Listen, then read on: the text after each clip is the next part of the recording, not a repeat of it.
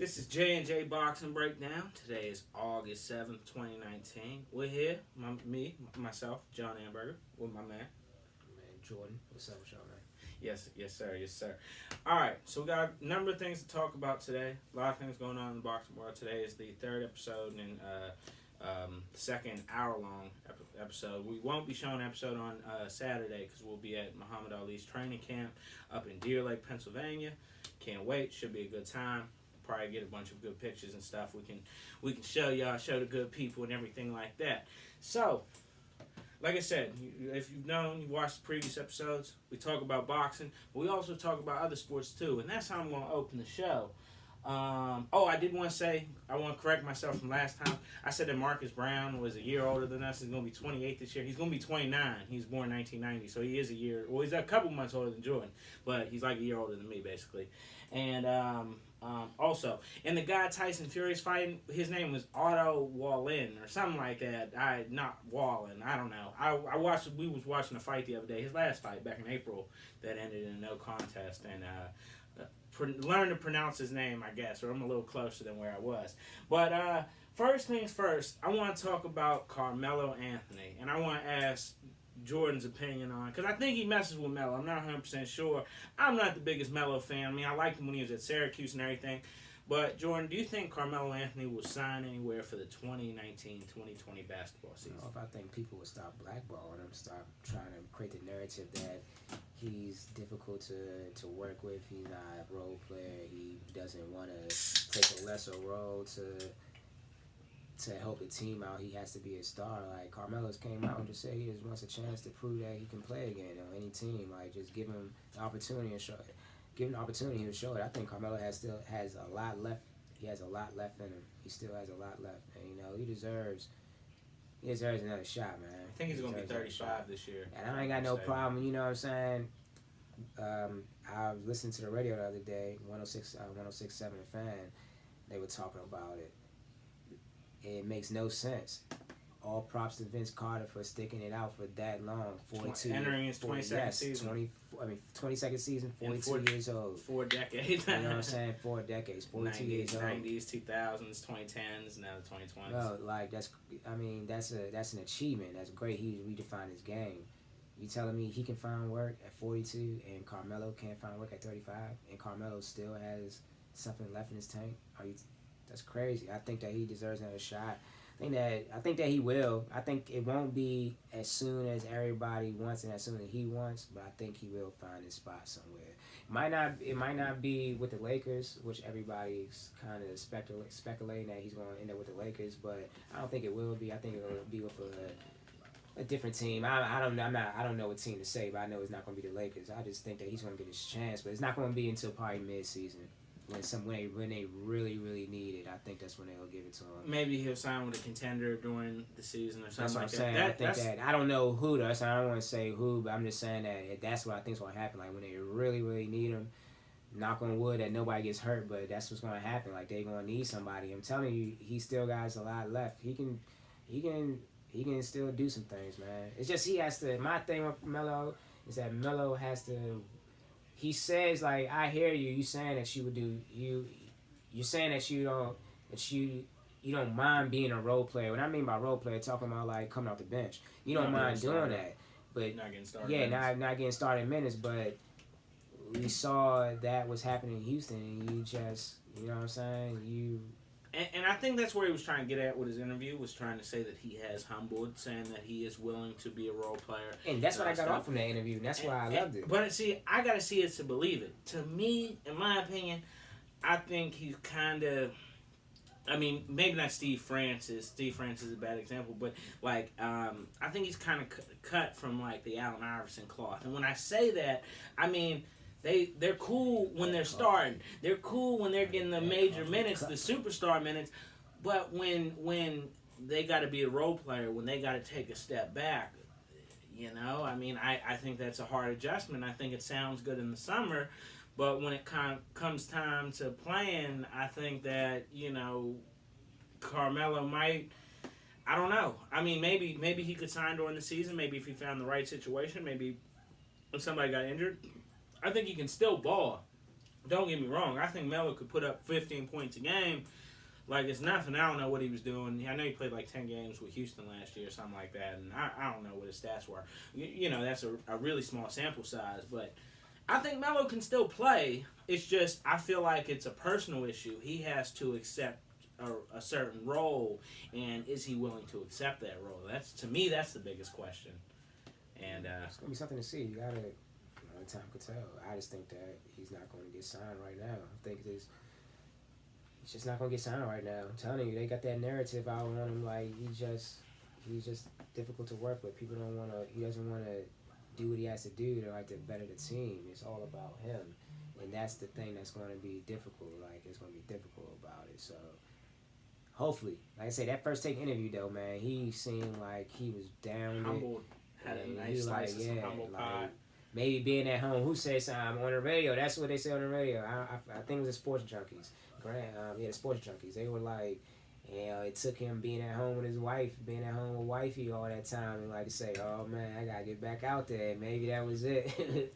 Just joking. I don't know what's going on in their household, but I just think that he's ready, man. I think that give him that opportunity, give him that chance.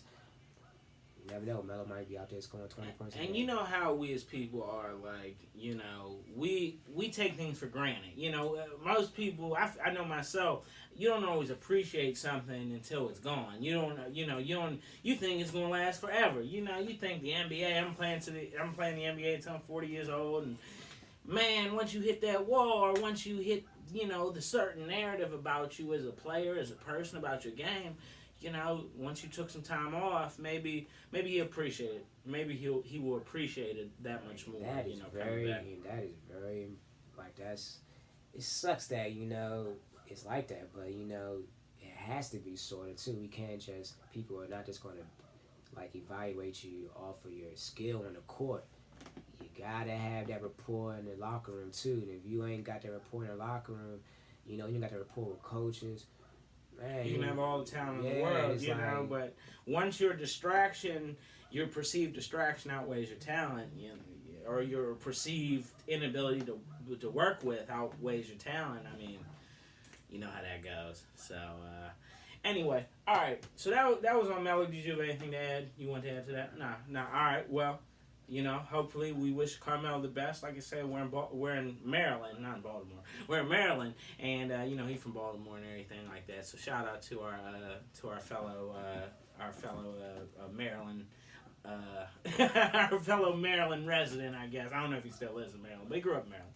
So anyway, next thing I want to talk about is the NFL and Ezekiel Elliott. And so the reason I'm talking about him is because he's currently holding out right now. If I'm not mistaken, he's in Mexico, not at Cowboys training camp. And basically, he's scheduled to make $4 million this year, and make $9 million next year. And next year will be the last year of his rookie contract, if I got all those facts correct. But what do you think about Ezekiel Elliott saying that he could potentially sit out games this season? I love it. Do it. Because you are that team. Let's just be honest, he is the offense. Like, without Ezekiel Elliott, you see what's going to happen. They're not good. They're not the same team. I think Dak's overrated. Oh, I think Dak's overrated. I'm not saying that as a Redskin, just as a Skins I think Dak has that Kirk Cousins effect. Well, no, I think it's a little different because Dak is clutch when it matters. Kirk Cousins isn't clutch. Man, no, I'm telling you. I'm telling you, Dak is clutch. I just don't think Dak. To me, I think he's a fringe top 15 quarterback. He might be in the top half of the league. Maybe 14, 15, somewhere in there. But I don't know. I think he'll hold them back. Maybe I need to see some more from Dak, and I don't mean to sound like a hater, like as a Redskins fan. I think Ezekiel Elliott is a top 5 running back, though. And I think the Cowboys should pay him. I think they should pay him too. They'll be crazy if they don't, because if they don't pay him, you know what's going to happen. I think he's going to sit them games out. Now, you think he's going to sit out the season? I think he's going to sit them games out. Oh, man. You're missing out on the money, and you do next year. But I definitely understand where he's coming from, because if he held out next year, he'd probably be less inclined to sit out games or whatever, because he's still making $9 million. I'm sure he wants the 12 to 14 range. I don't remember how much Todd Gurley got, but he got a both. I think he got like 15 or like 4 years, 60, if I'm not mistaken. Let me just say this: no disrespect to Alfred Morris, but Alfred Morris ain't no Ezekiel Elliott. Yeah, he's not. He's not. But still, I mean, I think Alfred Morris is a good back though. I didn't say that's what I'm saying. No disrespect to As a Alfred Redskins Morris, fan. he's a good running back, but he ain't no Ezekiel Elliott. You know what Yeah. I'm saying? He's not going to give you the same production, the same volume as Ezekiel Elliott. He's not. It's just not going to happen. No. Your running game, your rushing attack is not going to be the same. Ezekiel Elliott is a fast, quick, motherfucker, strong running back. He's a good running back. Top 5, yeah. I give Ezekiel a top 5. Yeah, he's a good running back, man. He's worth that money. Give him that money, man. Give him that money. His production has been great for the 3 years he's been in the league. This guy is not that bad. Yeah, he's really He's good. your No, he's the offense. truth. Like, he's the heartbeat of your offense. I think you should give him that money. I think I'd be more inclined to invest in Zeke than I would be to invest in Dak. I'm telling you And I right know it's now, 'cause that's Dak's what a I would. quarterback And I now, know but that, but still, to me, I think Dak's I would replaceable. be the same as, way. As tough as I. Bro, that he to is, say. and that's what I'm saying. He has that Kirk Cousins effect. But you know, I'll be people like, watching this man, joint will say he has as many regular season wins as Tom Brady the last couple of years. But the thing is it just. I think he needs Zeke. I think he needs what they were struggling until they got Amari Cooper. Like, I think he needs certain guys, and to me, Cooper is arguably a top 10 receiver. I don't know. Maybe he might be top 12 or something like that. He's in there Amari though. Cooper's a top 10. When Amari Cooper the last couple of years, and it's Man, not, with the you know, Raiders it's- though, it with the wasn't- Raiders, it we wasn't probably Derek, calling and him it- top 10. It wasn't Carr's fault though. Yeah, man, it was just a bad situation. It's I just- feel like it this wasn't situation just got Carr's bad. I like Amari Cooper though. I think I was so shocked that the things had kind of soured the way they did in Oakland. I was He was like, doing well when before whatchamacallit got hurt. was that 2017? he got hurt in 16, and then 17 and 18 they were loafing, and they traded him during the 18 season. So Yeah, he wasn't bad when Carr got hurt in the 60. That was tragic though. When Carr Yeah. got hurt, man. Yeah, Shit, that stopped their run. They was like. yeah, they one- were. a I think they hot went like team. 12-4 that year or something. And then Khalil Mack was on that. That was Khalil Mack on that team too. yes, He was on correct. defense, And man. they traded him to the Yeah. Bears before last season. Man. And so, anyway, to me, I'd be, I don't want to say shocked if Ezekiel held out, because I'm just, I don't know. I don't see him holding out games. I think they're going to get him a new contract, to be honest. That's what I think is going to happen. Probably give him a deal, 4 years, so would it be 13? So like $52 million or something like that, or, you know, maybe right around what's his name Gurley got for the Rams. So get the deal done. That's what I think the best thing would be for the Cowboys is just get it done. You know, we'll worry about Dak later. Dak ain't holding out games. Dak ain't sitting out games. Let's get Zeke on the field. Let's get Zeke happy. And that's what I would say too. I've been like, And I would have to talk to Amari and Dak and be like, look, y'all gonna get new contracts, but for right now, we're gonna work on Dak. I mean, we're gonna work on Zeke. We gotta get Zeke his contract. That's the offense. I'm telling you, that's the offense for real. Like when Amari Cooper was doing good at second half of the season for the Cowboys when he got on the team, bruh. Why were they passing the ball so well? Because their rushing attack was amazing. They got a good offensive line too, and Zeke works with the Zeke is And like, Travis Frederick is coming back this year, the center. He was hurt last son, year. yeah, they got probably one of the top 5 offensive lines in the league. Like they have a great offensive line, they have a great rushing attack. Zeke is that good, man. Like give him And the Dak money. benefits off all He that. That's does. what I think. I think if Dak was in any other situation, it's kind of and I've told you my feelings about Draymond Green. I think he's in a perfect, and kind of switching to another sport, I think he's in a perfect situation with the Warriors. I feel like if he was on the Kings or if he was somewhere else, he wouldn't be as productive. He wouldn't be as motivated, you know? And so that's what I kind of feel like it is with Dak. He benefits from being on the Cowboys, whereas if he was in Buffalo, I think he'd kind of just be average, you know? Like, so that's my opinion. Like I said, been out the league. Huh? He probably would have been out the league. No, I mean, he was a 4th round pick. I think he can play. I just don't, you know, to me, I just don't think he's all that. Like, I like him. I think he's a solid starter. But $30 million a year, bro, you crazy, bro. Here's what I'm doing if I'm Jerry Jones. I said, Dak, you want $30 million? Hey, you know, just to be friendly, to be real, you know, to be nice, I'll give you 24. And if you accept that within the next 30 days, if you don't accept that within the next 30 days, that offer goes down to 22. You know what I'm saying? Like, it sucks, bro, but you got to keep it real with that. Like, 22 million a year though. Yeah, bro. I'm still. Bro, that's what you got to pay quarterbacks nowadays. Bro, that's crazy. Dak wants 30. Dak 30. Doesn't know. And then Yeah, I know that. Isn't that ridiculous? Runs 30. If Dak runs 30, why can't you give Zeke 12? Yeah, that's what I'm saying. But I think Zeke is higher up on the totem pole than Dak is, personally. And I think Zeke deserves that big contract. I agree. I think he's a top 5. He's probably the best guy on that offense. You know what I'm saying? Hey, shout out to Le'Veon Bell for paving the way for people.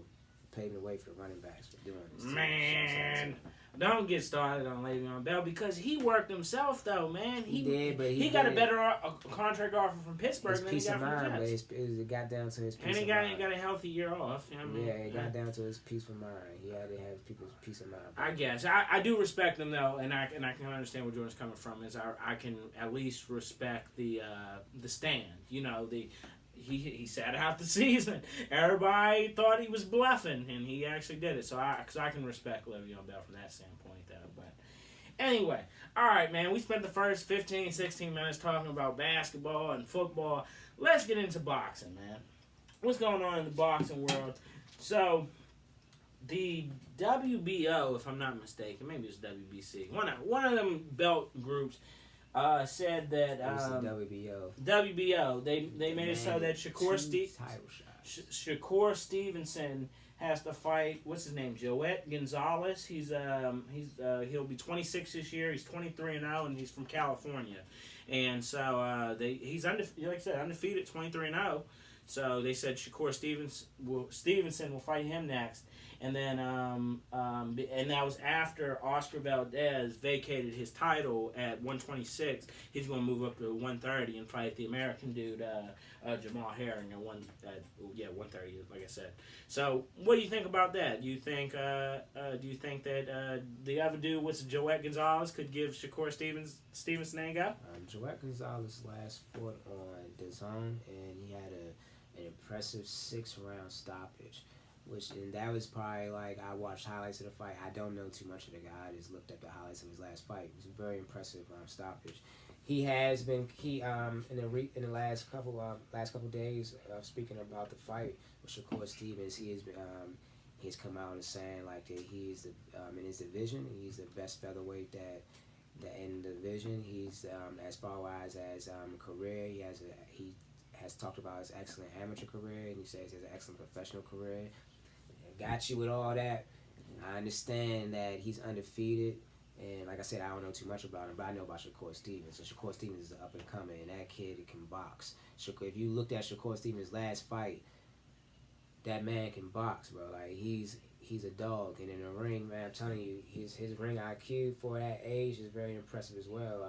Do I believe that Joet Gonzalez can beat Shakur Stevens? No, I do not. I believe Shakur Stevens, right now, not super featherweight, not all that other. I believe Shakur Stevens is the top featherweight in the world right now. One of the top featherweights in the world right now, if not the top featherweight in the world right now. Absolutely. And I think that and I like that the WBO is demanding these two title fights. Number one reason why I like it why they're demanding the fights is because I like to see the belts being pushed. It's you need to, if you got 4 big sanctioning bodies. You got the IBF, the WBO, WBC, and WBA.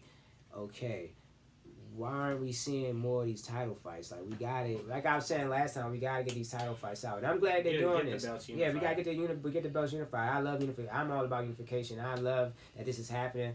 And, I think Shakur Stevens can pull it out. I hope he can pull it out, man. I like seeing Shakur Stevens fight. I think Shakur Stevens is exciting in the ring. Like I said, his ring IQ is excellent. His movement is excellent. His speed, his strength. Shakur Stevens is that guy. He's going to be around for a long time. And I think we're going to be hearing his name quite more often coming up here soon.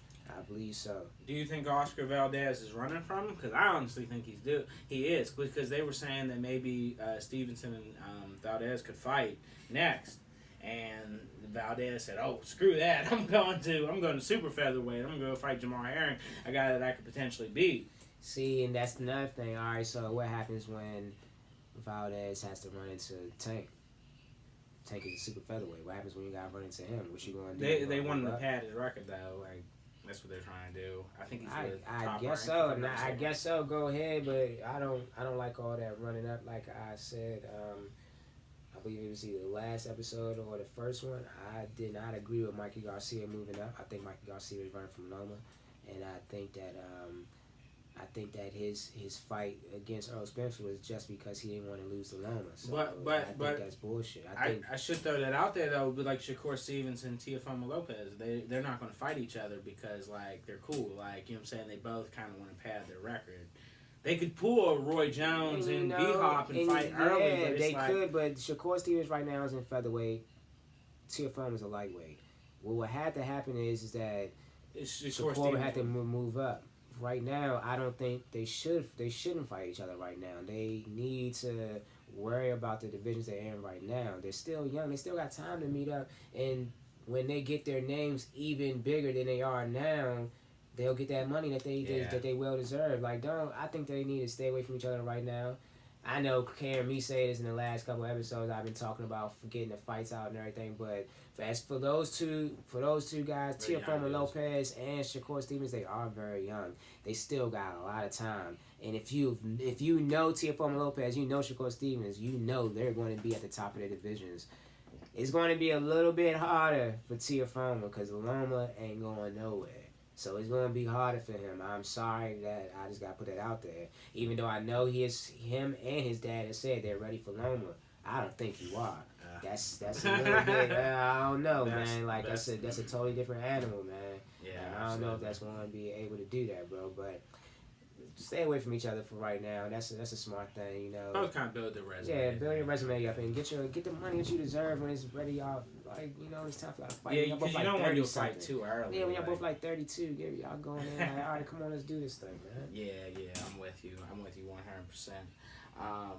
So, but man, what about Valdez though? Like, do you think he's like I said, like you said, you don't like him running and stuff, but man, he's trying. He doesn't want to fight Top Rank. I think that's his promotion. Doesn't want him to fight Shakur Stevenson, as far as I know. So, man, that's crazy, and that sucks because it just sucks. I don't like. I hate. He might run into Tank Davis. You might.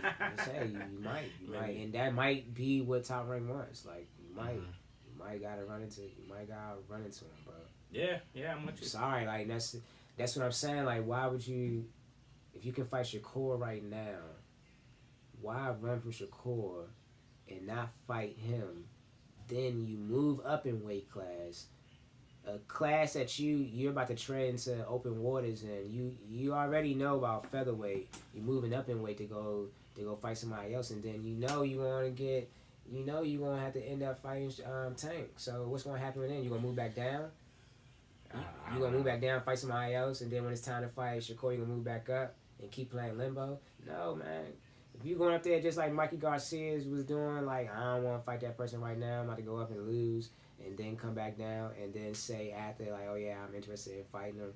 That's bullcrap, man. Like, that's bullcrap. I know people do it because every time you move up, you get more money, but at the same time, that's crazy, man. It's time for us to. What if he loses to Jamal? You know what I'm saying? Like that's what I'm like. I think he should be. I'm dancing around that, but that's what I'm saying. Like, what happens if you lose? Like, if this is a fight you're supposed to win, what happens if you lose? Yeah, it's definitely happened before. So. Yeah, like, come on, man. Fight Shakur Stevens. Stay in featherweight, fight Shakur Stevens. No, I mean, he already. I know. I'm saying it's already said and done, but it is what it is. Just like I like how that's off topic. Bud Crawford came out today and said he wants to be able to fight PBC and Top Rank guys. He wants to be able to fight both.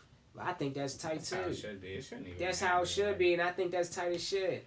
And I got respect for him for that. Like, I think that's tight as shit.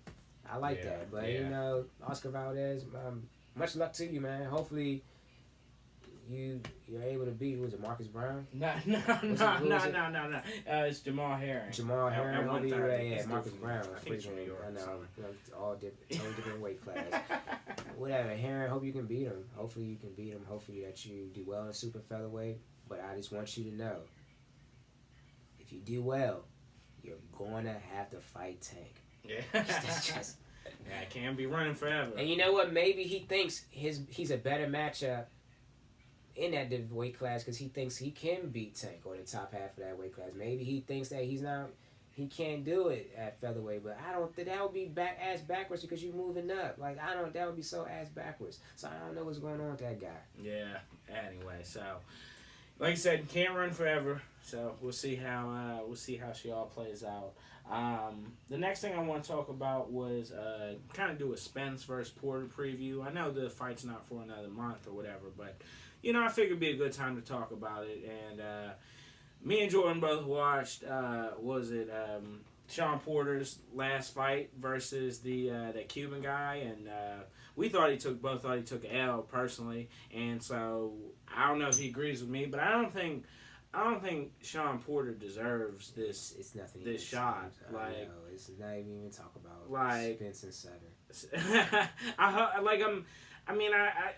like Sean Porter. I guess. I mean, I think he's a good boxer, but I don't know. And if you watch, I don't know. I think it's Uruguay or it's something like that. Yeah, you guess. I believe it's you guess. I think it's you guess. I'll pull it up. Pull it up real quick, so we can get his name right. Yeah, fact. You watch that fight. He did not win that fight. Absolutely. I want you to look at the end of the fight when when his opponent puts his hands up in the air, Porter nods his head. Yeah, you got that, guys. You guys, and he won his last fight. I know, about a week or two ago. He won his last fight. I watched that joint. Yeah, and he beat the dude's ass. He did, and it's just ridiculous, man. Sean Porter, he's not. I don't think he can compete. I don't think he's going to be able to compete with Earl Spence. Earl Spence, like I said, is one. I think he's pound for pound the best in the world. That's just me. That's my opinion. I got Loma being number 2, but it's just crazy. I don't think that Sean Porter can do it. No, I don't either. I'm with you, and I think it sucks, man. He was gifted this opportunity to fight Errol Spence, and he's probably going to get his motherfucking ass whooped. So anyway, that's how it's going to go. Oh, I do want to throw this out there though. We had an interesting discussion earlier in the week, and it was about Clarissa Shields' comments about. And I texted them to you. She made these comments back in July. But she said that she could beat Sean Porter. She said she thinks she could beat Keith Thurman. And that she maybe could give Triple G some go just because he's getting a little old. I personally think that she could beat Sean Porter. And it's, you say that's crazy. How could Clarissa Shields... Bruh, she's bigger than them. You know what I'm saying? They're welterweight. She's a middleweight.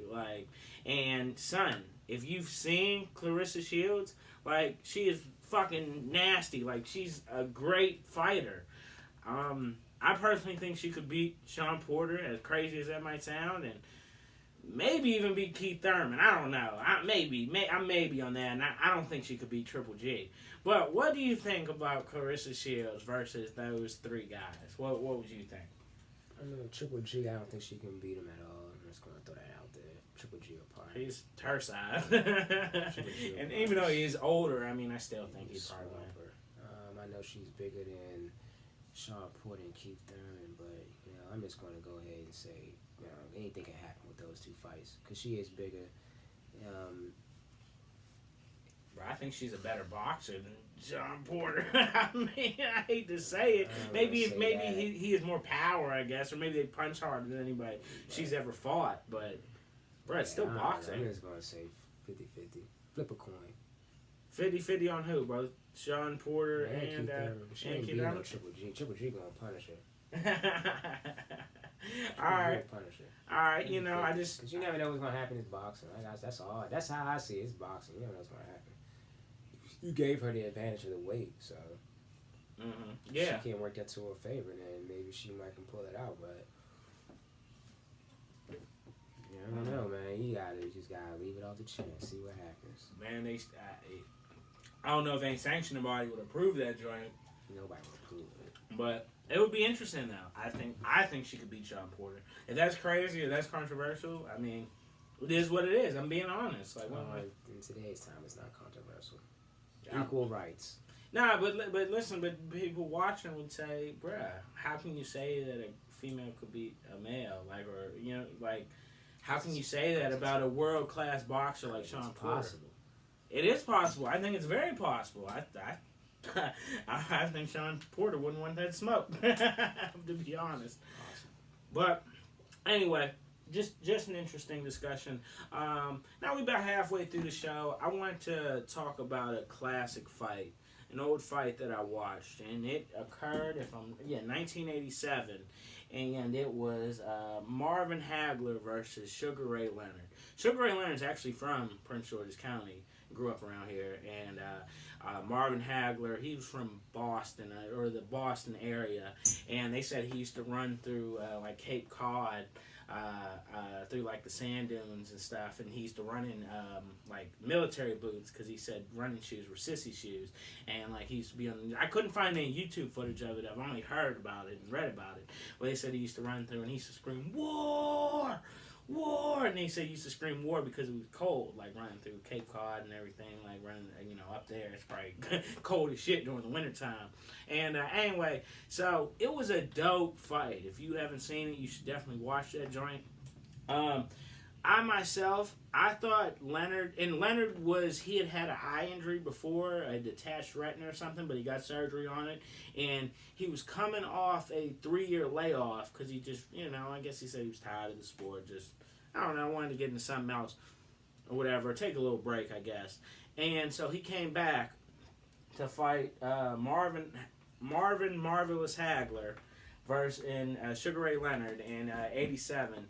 And like I said, the first half of the fight, I had Sugar Ray Leonard winning. Like through the first 6 rounds, I had Leonard up probably like 4-2.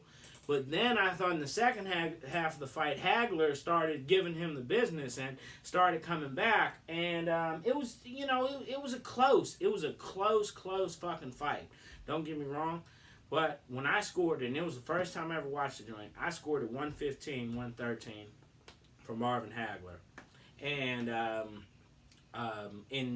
based on the judges' decisions, Sugar Ray Leonard actually won a split decision. One judge had it 115-113 for Hagler. The other one had it, I think, 115-113 for Leonard.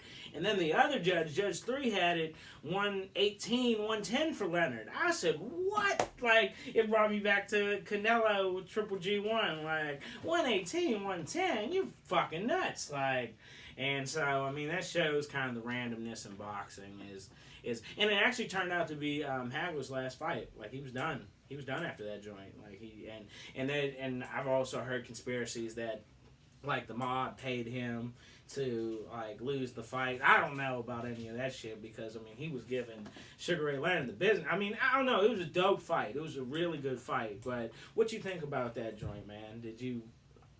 Was it 118-110 for Sugar Ray Leonard? I thought Sugar Ray Leonard won the fight. I told you I watched that fight before. That fight was a fucking slugfest. It was great. It was a great fight. I think Sugar Ray Leonard was controlling the fight. Marvin Hagler did. He was piecing him up, though. Marvin Hagler was coming back towards the later back end round. I believe, like, around round 7, Marvin Hagler was kicking it up, giving back what Leonard was giving to him in the first 6 rounds. It was an excellent fight. I really think if it was going to be a split decision, I don't got a split decision. And me, personally, when I watch the fight, I get a unanimous decision.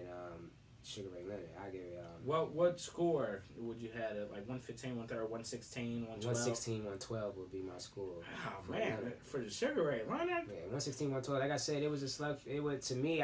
When I was watching it, the first couple of rounds, they were throwing them joints. Like, Leonard won the first half. I thought Leonard was up 4-2 after 6. That shit was crazy, and that was the first of the 3 old fights that I was watching. Like, and that fight was a great fight, and they don't won that joint. In my eyes, they don't want it. Like I said, Marvin Hagler round 7. After round 7, Marvin he started turning up in the second half. He started giving back what Leonard was giving to him.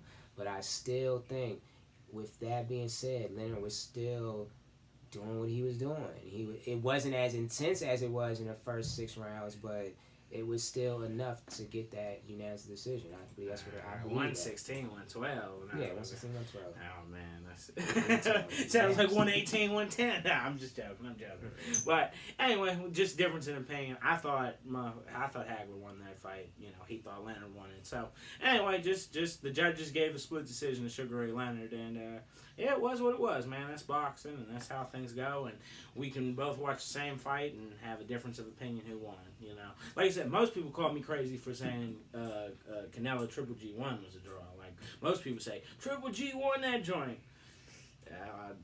I'd have been that one judge and who called that joint a draw, you know. So. I ain't never seen the first one, but the second one was a fucking highway robbery. Yeah, I mean, but the thing was because Triple G was hurt, like, you know, he was bleeding and stuff like that. I think his eye or his nose was messed up, or maybe both. So was Rocky.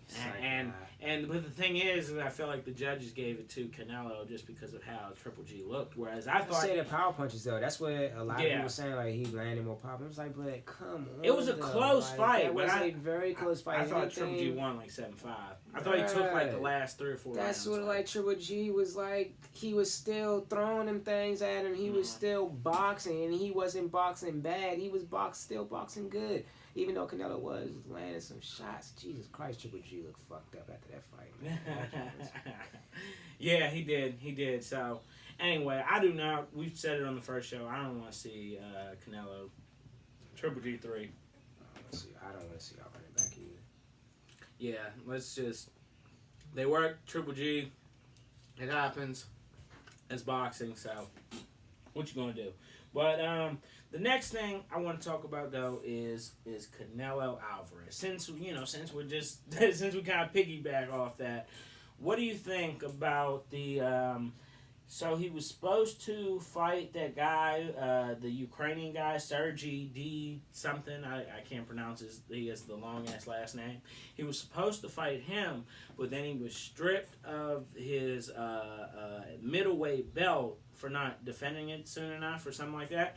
And so now it's kind of up in the air. Like, who will Canelo fight? Because they said Kovalev is kind of off the list. The Sergey Diderdov dude, or whatever his name is, he said he might fight Triple G. They said now, at least we thought maybe in September it could be Andrade, Demetrius Andrade, or Andre, or whatever. We thought it could be him. But now they're saying that's probably not likely. And so, in my opinion, I think there's a good chance Canelo sits out the rest of 2019. Like, what do you think about that? Like, because they already canceled the September fight, so he's going to have a fight in December. I mean, I don't know. Like, that's Canelo's fault for trying to move up. He should have stayed down so he can fight Andrade, and he would have to sit out for 2019. That's his fault. It's fucking ridiculous. Like, everybody's moving up. Everybody's dodging fights. It's like everybody's dodging fights. Like the Floyd Mayweather effect. Yeah, don't dodge, son. That's crazy. Canelo had a fight already. All he needed to do is wait for the victor of. All he had to do was see who would won. Andrade won. Andrade wants his title shot. Yes, give him correct. the title shot. He deserves a title shot. So why are we even talking about this? Like, why are you guys like? What are you guys talking about? Make the fight. What, are you afraid of him? Now that's what we're going to have to question. Are you afraid? That's what I'm starting to question people. Because they say it could give him some problems. And you know what? That's like, cool. And we were talking about it on the first show. And that's cool, but like I'm saying, that's when I'm going to start questioning people. You must be afraid of this guy, man. I think that's what it is. You're afraid of him. Okay, if you're afraid of him, say it so we'll know.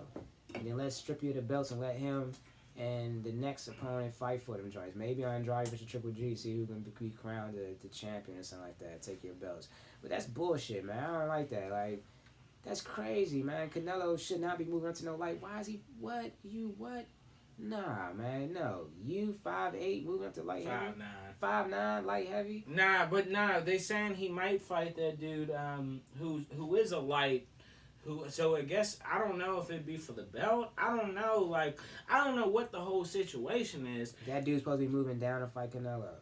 No. I think he'd move up to fight Canelo. The dude Jamie Munguia or whatever his name is, because he's like a super welterweight or light middleweight, and so I think he's going to fight Canelo at 160. They said that could potentially be next in December.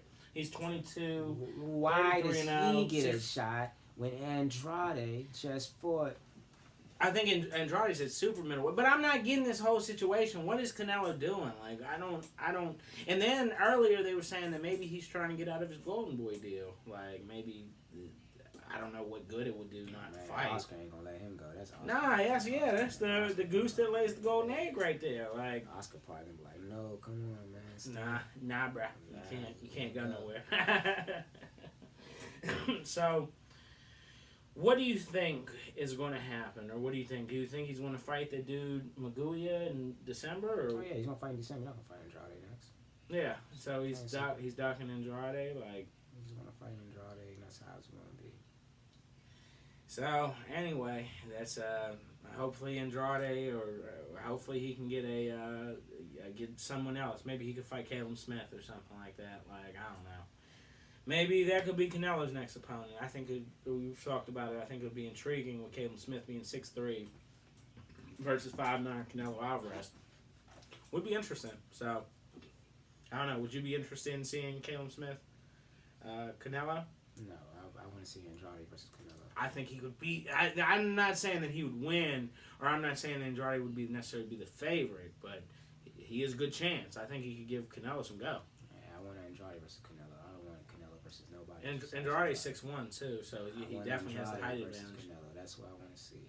And if I'm not mistaken, that would be at super middleweight. That would be at 168, if I'm not mistaken. I don't know this whole situation. This whole shit is weird. So that's Canelo Alvarez. That's what the fuck he's up to. So it is what it is, I guess. Next, I wanted to talk about, and like I said, me personally, I think he doesn't fight in 2019. I think he sits out the rest of the year. That's going to be his only joint versus Dan Jacobs. I don't care. So. Anyway, it is what it is, and he beat Rocky Fielding back in December, and then I think he fought the rematch with Triple G back in last September, no, something like that. So or maybe it was October, whenever that shit was. So anyway, that's Canelo Alvarez. I'm kind of thinking he's a yellow belly. I think he's a little scared. You know what I'm saying? That's what I kind of think's going on. So. Anyway, it is what it is. That's the most popular boxer, I guess, and ducking people, setting the example for the other guys. So that's how she goes. Next thing I want to talk about is we're gonna get to the heavyweights, and we're gonna talk about Ruiz Joshua too. And I think Lennox Lewis had said it, but he was like, yeah, he dared him to go fight Ruiz in Mexico, man. What you think about that? Like, do you think that's how it should go? Like, because if I'm Ruiz, I'm definitely not going to the UK. I'm like, fuck no. That was crazy that you said that earlier today. They said that on this BoxingNews.com said that they would think about fighting the United Emirates. So I guess they're trying to find a mutual ground. I don't think that he should. Bro, check this out. I'm the champ, motherfucker. I'm not doing use the champ. Why not bring it back to New York City? Yes, like, but if Ruiz wants to go to Mexico City, bro, I'm the champ. You come see me where I want to join that. I'm not coming to you. Okay, Joshua came over here, but Joshua came over here because this was going to be his first fight in the USA. So that was number one. Number two, he was supposed to fight Jarrell Miller. Yes. Number three, Andy Ruiz is the champ. Eddie Hearns is to get off that shit. You don't pick and choose where this is going down. If I'm Ruiz and I'm Ruiz's camp, you ain't choosing shit. You'll talk to us and we'll get back to you. We'll see if we can accommodate you. But right now, we ain't accommodating shit. We the champions, motherfucker. Like, nah. We'll see if we can oblige you. You ain't, fuck that shit. I'm not doing that, dog. Like, I want you to fucking come to me, fight me. I'm the champ. If he wants to, that's cool. Get your rematch, because I think Anthony Joshua will win the rematch. I don't think he's going to knock Andy Ruiz out. Don't think that's going to happen. I think it's going to go down to a split decision. I think Joshua takes that joint. But at the same time, fight me where I want to fight. If you want to go for real, I think it should be taken back to New York City too. I think it should bring that shit right back to New York City. It's running back in New York City. I think they should do that. I'm not going to the UK if I'm Andy Ruiz. I'm not doing that. I'm not even crossing that Atlantic Ocean. I'm not doing it. We on this side. That's the moral of the story. I'm not doing it. Like, I'm the champ. I don't gotta do shit. You come to me. Like, I'm not doing that, bro. That's not happening. I hear what your promoter's saying. I hear what he's saying, but no. And that's the crazy thing. Everything that's been talking about location up until recently, it was all Eddie Hearns. Anthony Joshua clearly said after the joint that I will gladly fight him back wherever he wants to do it. And then it was Eddie Hearns who said, "No, and the rematch will be in the UK." Yeah, like, come on. And he insisted on that shit. He is insisting that it's in the UK. Fuck no. See, if I'm Ruiz, I'm taking the same stance. I'm like, listen, you keep talking about the UK or the Emirates. I'm thinking about Mexico City. So, Shawty, if we're gonna meet somewhere in the middle, New York, yeah, let's run it back in MSG. Might as well, But like I said before, a part of me doesn't think that fight happens. A part of me, I think that Ruiz is going to fight Wilder next. It's going to shake up the whole motherfucking game. But I do want to give my opinion on this. See, Jordan thinks that Anthony Joshua is going to win the rematch. I think it's 50-50, and here's why. Because the thing is sometimes it's kind of like how Manny Pacquiao, he's probably a better boxer than Juan Manuel Marquez. But the thing is Marquez gave Pacquiao a lot of problems. That's kind of how I think Ruiz is with Joshua. I think he just, to me, stylistically, the combos that Ruiz can throw, the quickness, the speed that he has, I think it's 50-50. I think, and going into the first fight, I thought Joshua was going to win like third round knockout. You know, when he knocked him down that first time, I think in the third or the fourth, I said, oh, Joshua was about to turn up. And we saw Ruiz turn up. I think it's 50-50. I think there's a good chance Ruiz could beat him. And so if I'm Ruiz, fuck no. We're not going to the UK. We're not doing any of that shit. If you don't want it in Mexico City, let's run it back in New York then. Let's do the rematch in New York. And if you ain't trying to do that, if that shit falls through, I'm going to go fight Deontay Wilder in Vegas. How's that sound, motherfucker? I don't think Ruiz wants to fight Deontay Wilder. I think that when he was sitting by Deontay Wilder at that fight, he was like, oh, shit, nah, I'm good. Bruh, you the champ, bruh. Let's run Andy it. Ruiz, I'm joking. Andy Ruiz, he already said he'll fight anybody, so I already know he would take any challenger. I really don't think that they're going to fight either, to be honest with you. I think he's going to fight, and I think he's going to fight Deontay Wilder, too. I think it's going to, somehow, some way, them two going to end up fighting before the end of the year's out. It's just too much shit with Eddie Hearn. I'm telling you, I don't think it's Joshua. I think it's Hearns. It's too much shit with him. Absolutely. He's demanding too much stuff for a guy that's like, you're not, bro. You're the contender now. If I'm anything, I'm like, man, you know what? Fuck that automatic rematch clause. Go start at the bottom and see me when you get that. That's what I would do too. What did George Foreman say? Let sleeping dogs lie. I agree with that. Right. Go work your way up because you don't know where you messed up. You got to work your way back up. You got to fight. You notice when Mike Tyson lost to Buster Douglas, they ain't running back. You know what I'm saying? Buster Douglas went and lost to Vander Holyfield. Like, because Tyson had to get his shit together. In 91, he fought, I don't know who he fought at the end of 1990, but I know in 91 he fought Razor Ruddock twice. And beat him. You know what I'm saying? He ain't fight Buster Douglas because, bruh, he fucked up. You know what I'm saying? Work your way back, bruh. You don't got to get a rematch immediately. If in a year or two Ruiz is still around and Ruiz gets a couple big wins, then shit, maybe we can run it. But, you know what I'm saying? It's not. I feel like he's making a mistake by rematching Ruiz myself. So, I agree with Jordansky on that one. Like, don't do it, bruh. You don't do it. You know what I'm saying? So, it is what it is, I guess. I mean, it is. Even though I think if they did do, I still think I got him winning in 12. I got him winning in 12. For real, be You honest think with it'd be a TKO in the 12th, or do you think he'd win by decision? I think he'll win by split decision. I don't think he'll knock him out. Damn, a split decision? Yeah, I don't think he'll knock him out. So then you saying Ruiz would give Joshua some problems in the rematch? I think so. That's what I'm saying. I think he would. Don't get me wrong about this either. Anthony Joshua, I know he did not take this shit serious at all. I know he looked at Andy Ruiz and was like, this fat fuck. And you know what? That's the thing. He probably said this fat fuck and just didn't even like think about it not one time. But now he's going to be ready for Andy Ruiz. He's going to be trained up. He's not going to slack off. He's humbled. He had a big fat slice of humble pie. He's humble right now. He's probably in the gym right now working out, getting ready, getting his shit together.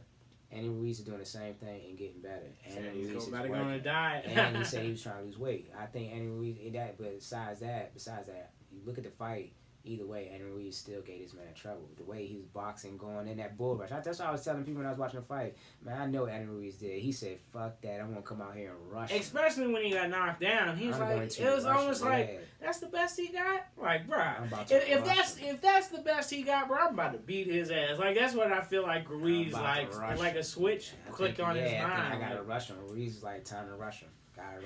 And it was like the hook, it hit, I think it was the right joint. It hit Josh when he looked like he wasn't sane the rest of the night. You know what I'm saying? That was my view on it. So, anyway, I personally don't think it happens. I think he fights Wilder and shit.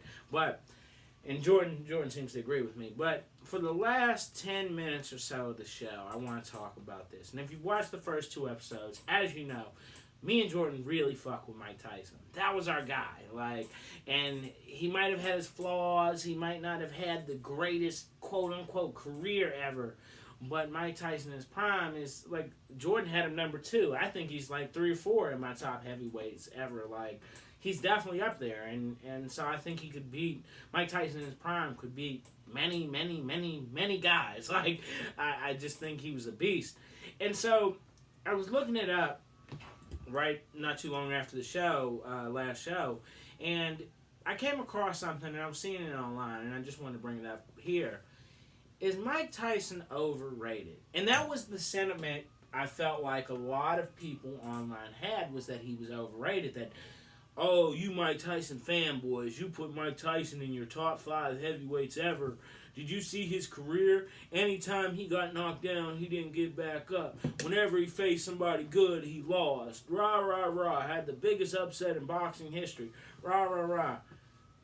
I just think it's so fucking stupid, dog. And the thing is, like I said last show, in my criteria for who's the best, at least when we're talking about heavyweights, in my criteria, I'm not viewing who had the best career, because the thing is, we were robbed of 3 years of Mike Tyson in his prime. We were robbed of that career, so that's unfair to compare his career necessarily to somebody else. And you could say Ali went through the same thing, but I think it was different. But the thing is just Mike Tyson overrated? No, I don't think he's overrated. I actually think he's rated fine. Like, I mean, I don't appreciate people who put him down when we're talking about, like, the top 20 greatest heavyweights, put him down at 17 or 18. I don't appreciate people who do that. I think they're just comparing his career to other guys. But when we're talking about Mike Tyson in his prime, absolutely not. He's not overrated. Not at all. Like, what are you saying? Like, I just want to know, in their prime, like, in 1991 Mike Tyson, how many guys are really beating him? Like, that's my thing. How many guys beat him? Buster Douglas. He had one loss until he lost to Holyfield in '96. That's before. This is before he went to. That was and after Holyfield cheated. I don't want to get into that. That was after. That was after he went to jail. This Correct. is before. Correct. Before he went to jail. Buster Douglas beat him. One guy. And Buster Douglas. See, I want to clear this up too. Is everybody thinks Buster Douglas was a bum, or everybody thinks Buster Douglas was a good boxer. If you know anything about Buster Douglas, he was a good boxer. You know what I can honestly say about him, and at least maybe before the Tyson fight, was he was a quitter. Like some people say, because he had the fight against Jesse Ferguson. I could be wrong, but he had a fight against some guy, and he like quit. Like it was on, like he was winning the fight, and then he like got caught in the ropes, and like kind of like gave up for real. And that was a thing about him, was he was kind of overweight, that he was kind of a quitter. Man, his mom passed, and he was going through everything with that Tyson fight, and he gave his best fucking performance that night in fucking Tokyo. So I think a lot of people underrate Buster Douglas skill-wise. I think Buster Douglas had a lot of skill. I think he was a good boxer. You know what I'm saying? And so, I don't know, to call Mike Tyson overrated, I don't think he's, like I said, I don't think he's either overrated or underrated. I think he's right where he should be, in my opinion. What do you think about that? I don't know. I wait for he's top 5 heavyweights, greatest. Heavyweights you had him like number 2. We were talking last time. Top 5 greatest heavyweights of all time. If he didn't go to jail, greatest heavyweight of all time, no doubt. I'm pretty sure he would have been able to beat Holyfield if he didn't go to jail. Maybe he would have fought him in those 3 years. Like, Holyfield caught him after on 30, when he was 30. Everybody's forgetting that he went to jail. 20's Mike Tyson. We were robbed from Tyson from 25 to 28. That was his prime. Right, exactly. Because, like I said, bro, when you go against the bigger guys, bro, if they had fought in 1992, they fought in 2002, if they had fought in 92, I think Mike Tyson would have beat Lennox Lewis. I truly believe that. Like, I think in 92 he was more skilled, and when Lennox Lewis caught Tyson in 02, he caught a slower Mike Tyson, a slower, older 35-year-old Tyson. I know Lewis was 36, 25 to 28, he would have ramsacked. Right, that's what I'm saying. He would have been a unified. He'd got that joint back. He'd have got that joint back for sure. He probably beat George Foreman ass. He would have beat. I think he'd probably fought Ray Mercer. He probably would have fought Riddick Bowe in there. In fact, Ray Mercer was the IBF champion, wasn't he? Yes, correct. So, Ray Mercer was the first IBF champion. Correct, when he beat Tommy Morrison. So it would have been, he would have beat Ray Mercer. He would have beat. Probably would have beat Bo, I think, early on. Maybe later on, maybe not, but maybe in that 93, 94 time, he probably would have beat Riddick Bowe. Like, I mean, son, I think it's that man. He's the last pound for pound #1 heavyweight. the heavyweight, the not last heavyweight that was #1 on the pound for pound, and that's what I'm saying is that. So when people, but some people watching this will call us fanboys. They'll call us Tyson fanboys. I don't think so, bro. You know what's crazy? I don't give a fuck. That's just stating facts, like straight up. Let me tell you something. How I feel about the pound for pound list. I tell you, I don't call that shit. I don't like it because you're crazy. Pound for pound. Listen to what is in the list. Pound for pound. How the hell heavyweight with Sugar Ray Robinson? Because everybody always assumed the heavyweights were the best. Yeah, they say this. I know the heavyweights ain't the best. They not the best, but you got some heavyweights that are pretty technical and that should be on that list. And it's crazy that a lot of heavyweights that don't make the list nowadays. The only one who was on the list was Joshua, for real, before he lost. Yeah, for a long time. It was now I don't think anybody. And Joshua was fluttering from 10-9. I think his peak was 8. Yeah. His peak was 8, matter of fact. So they disrespect the heavyweight skills. Man, you telling me the last known heavyweight to be pound for pound #1 was Mike Tyson. And you not gonna get that man respect, and I say he ain't top 5 greatest heavyweights of all time. Skill wise, just don't look at the career. 2. Like that's what I'm saying is God. why do we have to view it as this guy had a better career? This guy had no. Johnson, Jack Dempsey, in their prime, Rocky Marciano, Mike Tyson is beating all of them. Wow. Like I'm just saying, like I don't mean to sound any kind of way. It's just. Bro, I love Mike Tyson, bro. That's my guy. Like I think when early on in his 20s, Mike Tyson was one of the best ever. Definitely top 5 heavyweight ever. Like he's the only the last one to be pound for pound. Last. Yeah, absolutely last.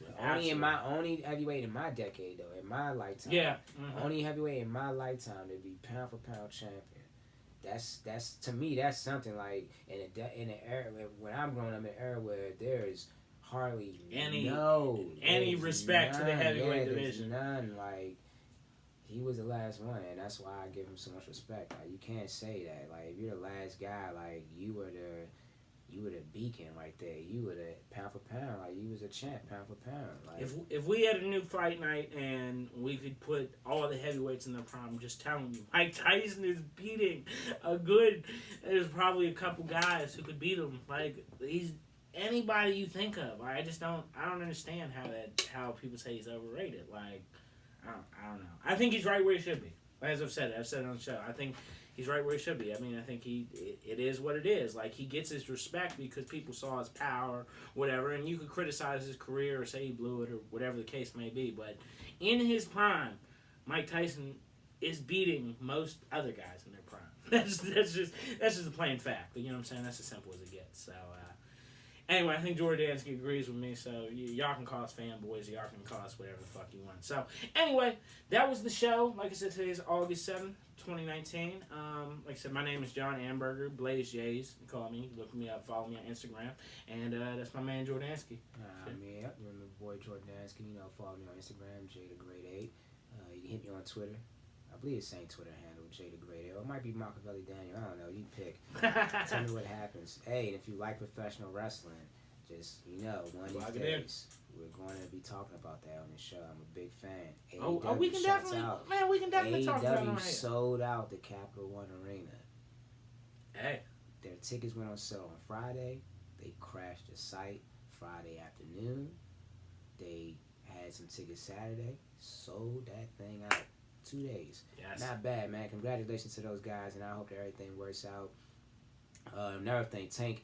Now, I didn't get to say this the last time when we were on the show. Congratulations to Tank, too.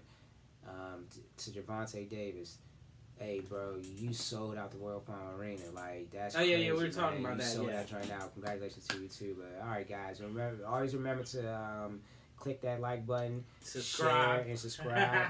And yes, please stay tuned, J&J Boxing. Yes, sir. Have a good one. Out.